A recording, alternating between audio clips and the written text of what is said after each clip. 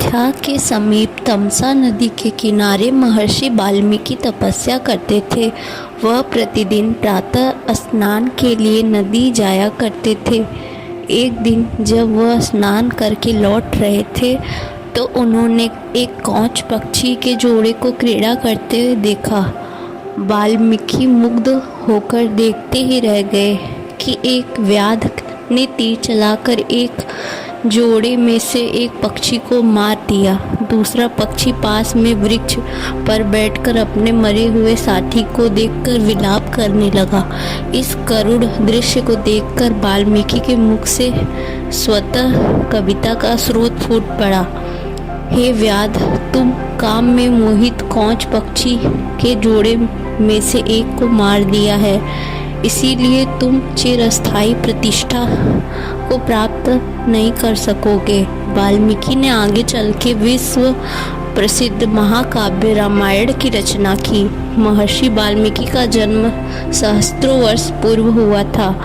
वह कब और कहाँ जन्मे इस बारे में कुछ निश्चित नहीं कहा जा सकता। बचपन से ही महर्षि वाल्मीकि का नाम रत्नाकर था।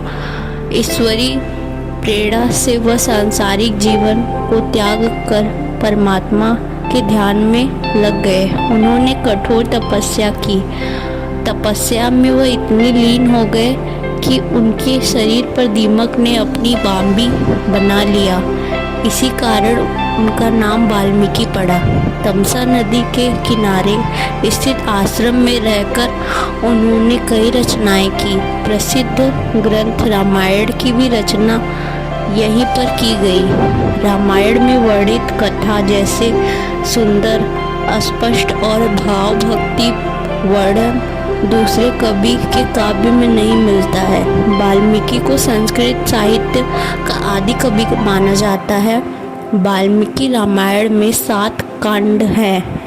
उन्होंने अपनी इस रचना में राम के चरित्र का ही नहीं बल्कि उस समय के समाज की स्थिति, सभ्यता, शासन व्यवस्था तथा लोगों के रहन सहन का भी वर्णन किया है।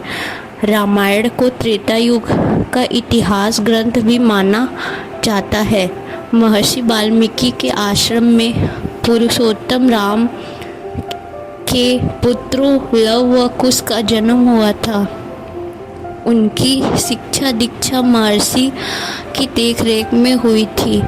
उन्होंने अपने ज्ञान और शिक्षा कौशल से लव कुश को अल्पायु में ही ज्ञानी बनाया और युद्ध कला में पारंगत कर दिया था।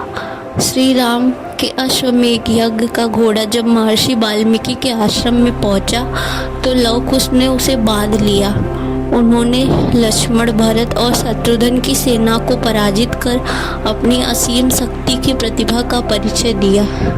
उन दोनों ने श्री राम को अपनी वीरता और बुद्धि से हस्तपद कर दिया। उनका यह पराक्रम महर्षि वाल्मीकि की शिक्षा दीक्षा का ही परिणाम था।